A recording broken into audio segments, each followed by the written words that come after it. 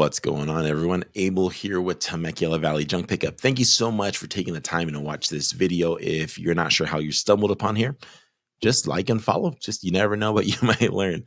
I own a junk removal and dumpster rental company here in Southern California, specifically the Temecula Valley, which is Southern California's wine country. So it is absolutely beautiful out here.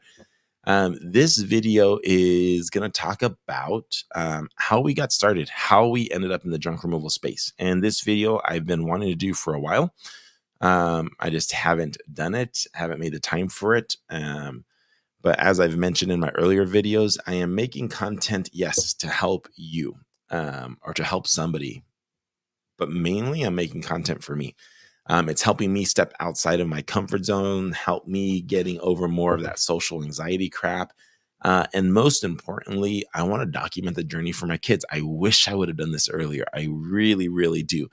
Where we were at when we started in October 2020 to where we are at now in May of 2024 is drastically different. And what we have built is something extremely, it's just extremely, it's something I'm very proud of it. Very, very proud of where we are at today. And I want to show my kids one day, even though they see it now. I have a lot of kids and the younger ones won't understand. So we are going to get into why we started this business, how we stumbled upon the junk removal industry. So going back, my wife and I, we got married at a very young age. I was 20 and she was 21. We currently have been married for 17 years and have 6 amazing kids. Our oldest is 19 and goes to school at Liberty University in Virginia. And our youngest is getting ready to start preschool. For the most part, we have always had some type of business in our 17 years of marriage. I've always worked, and I either worked and had a side hustle, or I worked and I had a part-time job. I was bartending, I was delivering Domino's, whatever. When you're a young kid and you have kids of your own and you guys decide that your wife's going to be a stay-at-home mom, you got to work your tail off, man, to make sure that everybody's going to get fed. And so there was always a secondary income coming in. I can't remember what year it was, but there was a time where my wife and I actually got involved with an MLM, so a multi-level marketing company called LuLaRoe. And it is a women's clothing line. And it was really if you look at it, it was the beginning of social selling, which if you don't know what social selling is now, if you're scrolling through TikTok and you see someone live talking to you, selling you something, that's social selling. And LuLaRoe for us was really the beginning of that industry. And we got involved in it, and we were one of the few that actually made money, and we made great money. So much so that I left my job and all we were doing was selling dresses and shirts with these funky patterns. And I look back now and be like, how did people buy this stuff, man? But hey, they loved it. The downside to learning and trying to help create this new space called social selling was that there was no YouTube videos. There was no guidance. There was no avenues into how you should be doing it. And it got to the point where we were so busy that we had, people that we were employing to come into our house to do our packaging and our shipping. We were employing people to take our kids to the parks, take our kids to events, take them to Disneyland. And my wife and I were stuck at home behind a camera selling. And, it got to the point where our oldest daughter was becoming more of a babysitter than a big sister. And long story short, after 3 or 4 years, we sat down, and my wife and I, we had a serious conversation, and we said, hey, in 10 years, will our kids resent us because we stopped doing LuLaRoe and we have to get rid of the cruises and the trips and the vacations and the cars and the Disneyland passes, ridiculously priced, by the way.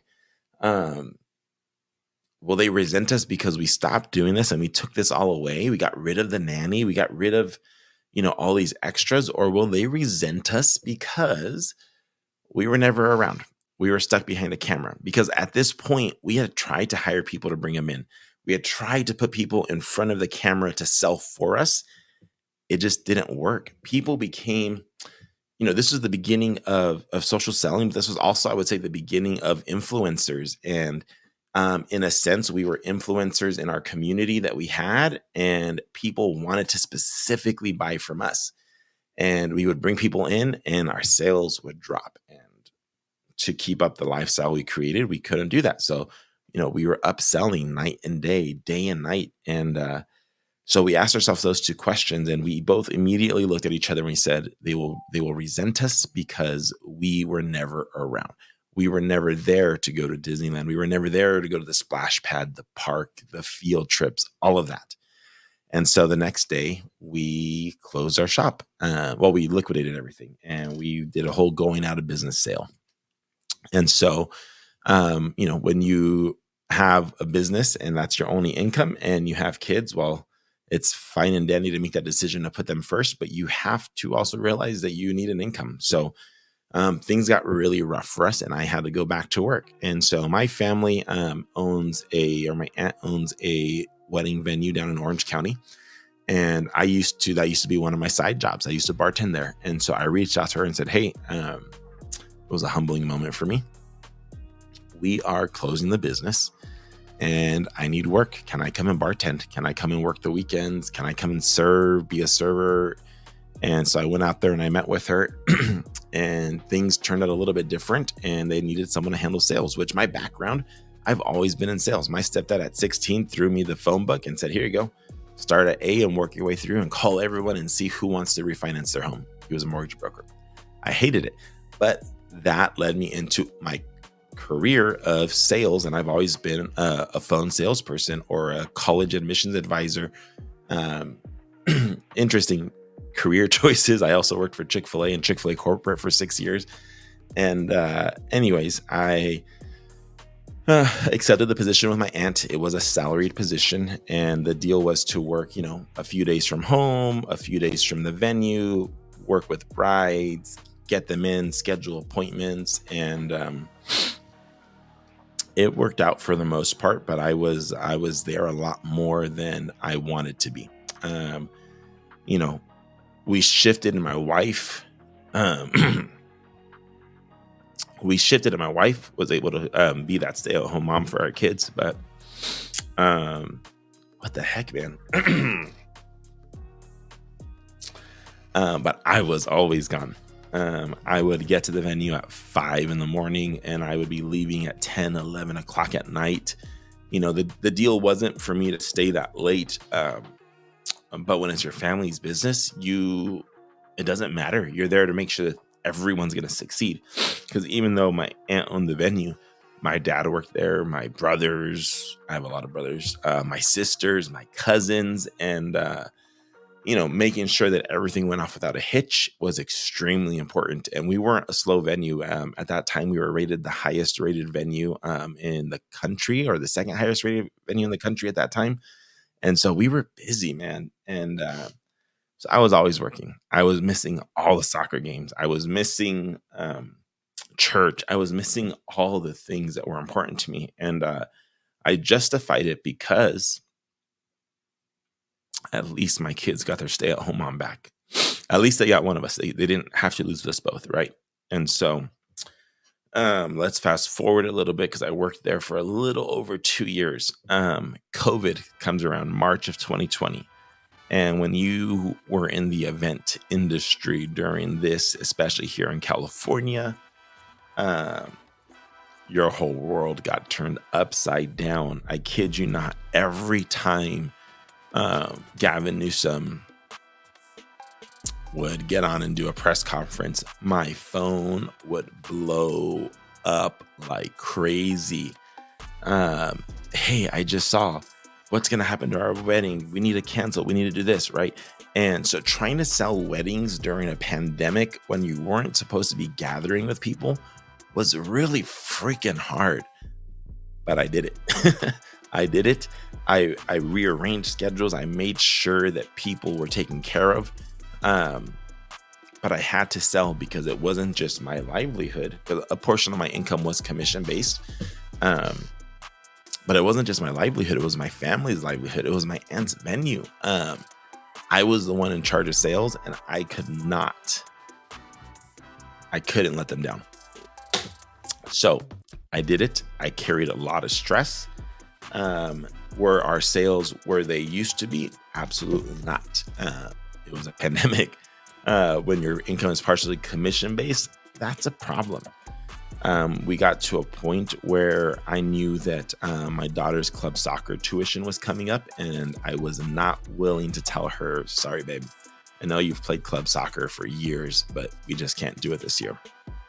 So I needed a way to make some extra money. And during this time, everyone got into their pandemic projects, and my pandemic project was woodworking. I'll throw some videos up here. And I built a little TikTok following. I got like 30,000 followers at the time, and I was loving it. I was doing something I was passionate about. I was building things. I eventually decided, you know what, let's finance $10,000 worth of woodworking equipment, because babe, this is it. This is what we're going to do forever. And so she agreed. She's like, okay, if that's what you think, I believe in you, and let's do it. And so I bought all the tools. I bought the desk. I bought everything that like a dream shop would have. And I started selling items. And I went from something I loved to something that I hated with a passion. I didn't like building things for other people. I love building things for me and my family. And so we decided, you know what, this is not the route.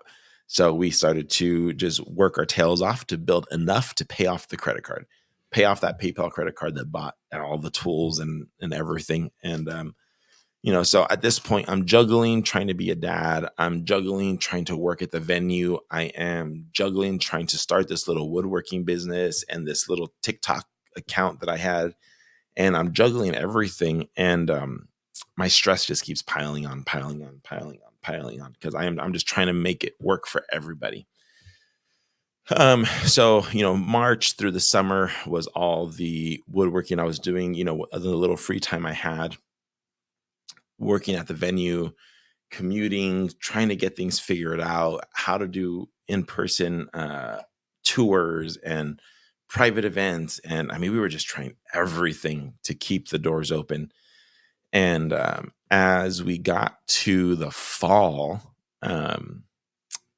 the lack of income was becoming very, very real. And the reality that I had to continue making these soccer club payments, and Thanksgiving was coming and Christmas was coming. And the reality was that I needed to bring in more money. We have a big family and things are not cheap, especially around the holidays. So I happened to be on my phone doing some woodworking. I'm scrolling through TikTok and a video pops up, and it was the top 10 best side hustles for a pandemic. And one of these videos was renting it or buying a dump trailer and renting it out to people for a few $100 and then dumping it for them. I saw the video and I'm like, this is great.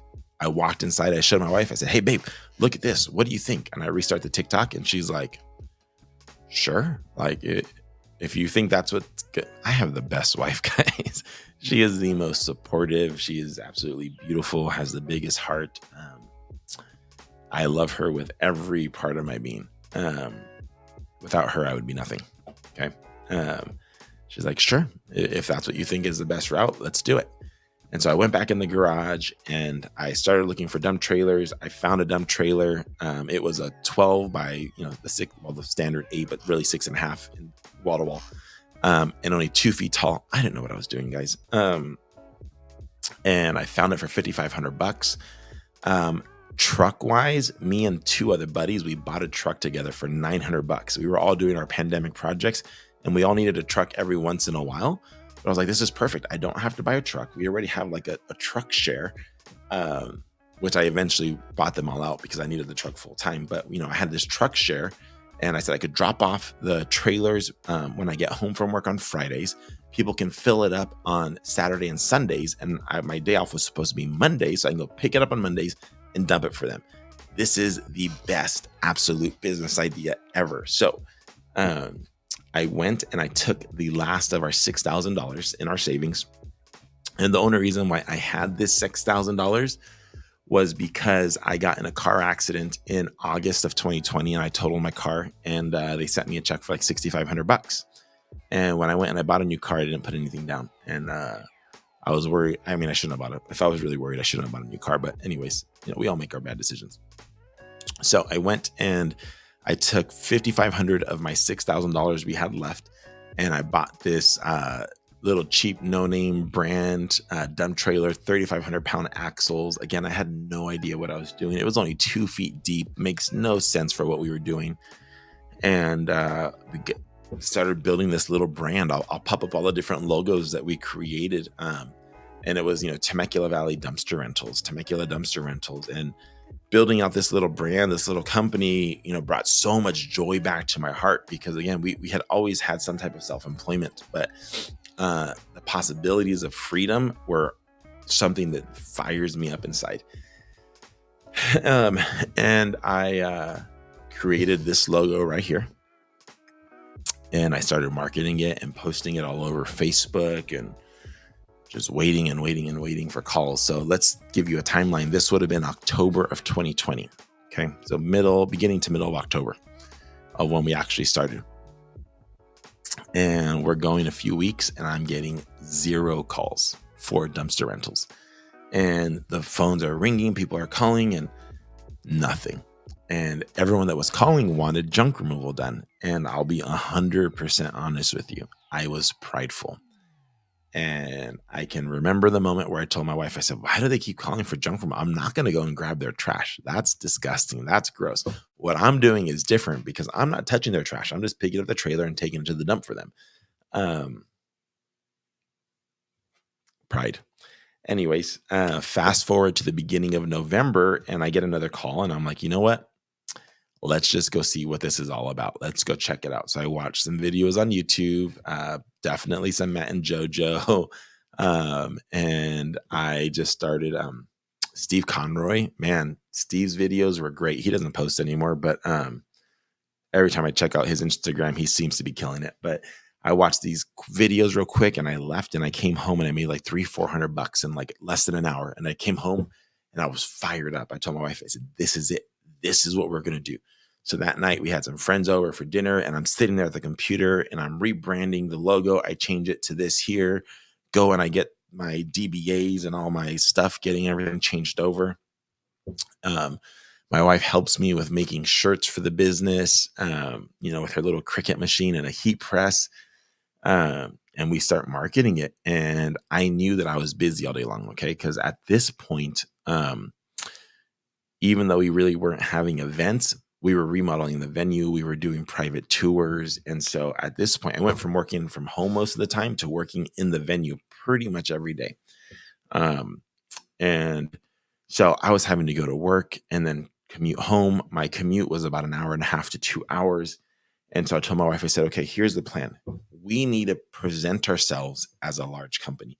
We need to make people think that we are such a big company that they can trust us. We need to become a franchise, a company that's represented like a franchise, but with a local heart, with local roots.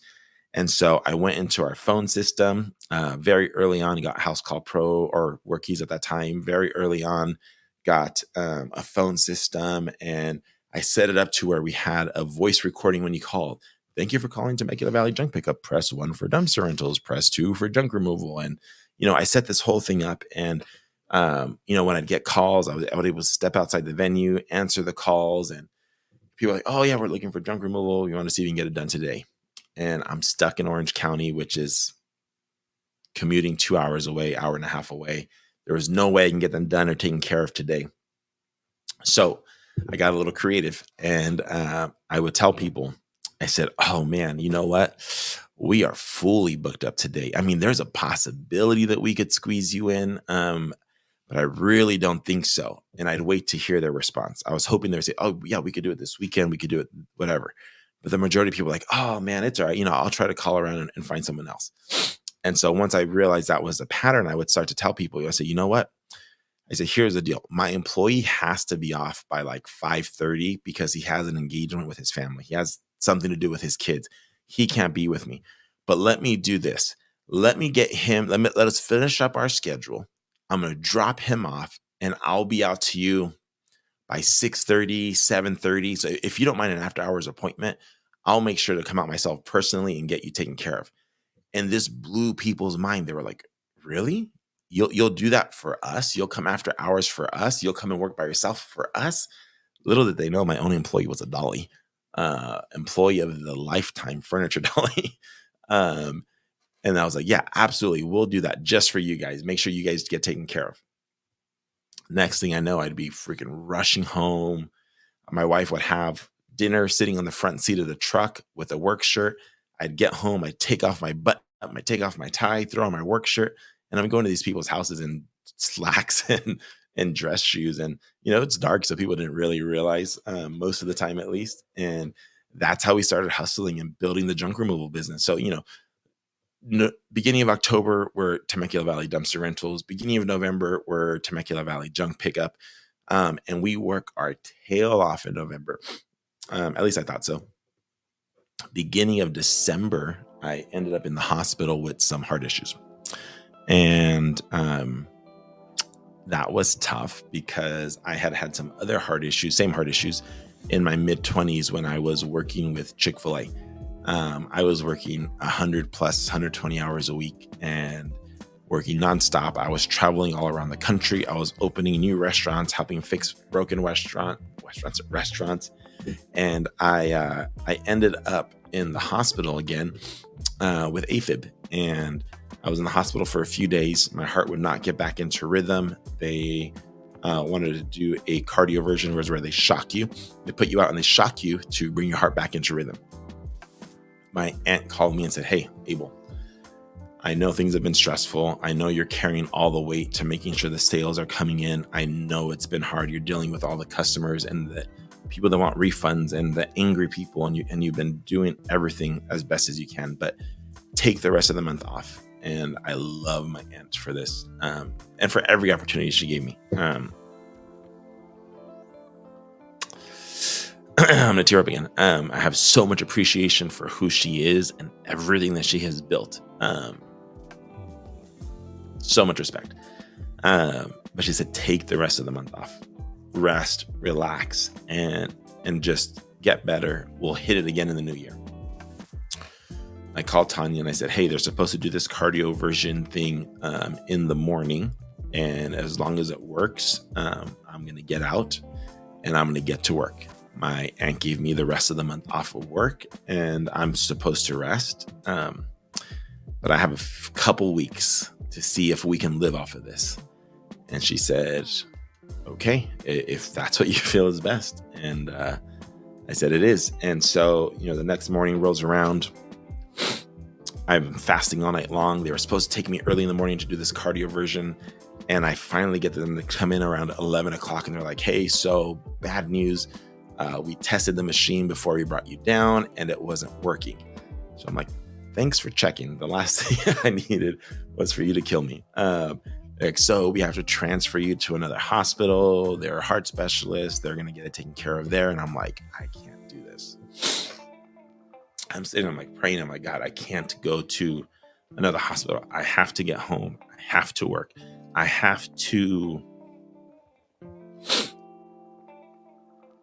didn't expect any of this. I have to work. I have to see if this is what's going to provide for my family. The next thing I know, a couple hours later, the doctors came in and said, hey, your heart went back into rhythm by itself.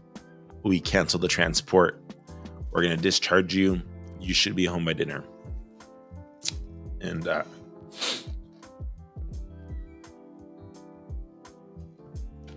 sorry about that. I needed a minute. I've shared this or some of these details with people, but I'm very proud of where we are at and where we have come from and how we got here. So I needed a moment. So I got discharged that evening. We went straight to work. I should have been resting. I didn't. straight to work. And, I don't know the exact dates, but this was at the very beginning of December. So we're a couple weeks in, or a week and a half in. And I go to my wife and I sit there and I said, hey, I can do this. I can provide for our family with this. And she said, are you sure? I said, yeah. She's like, okay, let's do it. So I reached out to my aunt and I let her know that I wasn't going to be returning in January. And, she was heartbroken and excited for us, and worried and concerned. And I was heartbroken because I felt like I was letting my family down by not going back. But I had to put my family first, and my health first. And so looking back at the sales for that December, okay, I've kept track of everything since the beginning. Looking back in that December, we did $1,634 in sales. I don't know, maybe a little bit more with cash, because I don't think I was even keeping track of the cash at that point. Whatever, double it, $3,000. I don't know where I got the idea that could support my family. My wife's crazy for supporting me and believing in me. And so we did it. I quit my job, and beginning January 1st, we were 100% self-employed again with no backup, no savings. Keep in mind, I spent the last of my savings in our trailer. We were already personally living paycheck to paycheck. And I got to work, with my number one employee, that Dolly. And in January, we started bringing in some on-call help, some part-time help. And we're 30 minutes in. I might make this 2 parts, okay? So part 1 is going to be everything that we've done up until this point. Part 2 will be where we are at now. Okay, so if you've watched this far, I appreciate it. I was not expecting any of this, but I've said from the beginning that I'll be raw and honest and not fake. And I don't have time to sit here and re-record this, but I let my emotions get the best of me today. I'm very proud of where we are at and the struggles that we had to fight through to get here. There's a lot of people in my market, dude, that don't like us.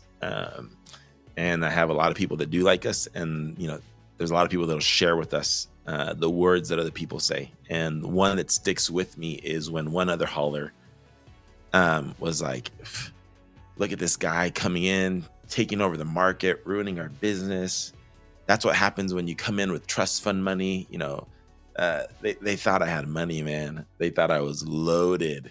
And the truth of the matter was I was broke. And no, that just gives me fuel. So anyways, I will work on a part 2. Like, follow, share. I appreciate it.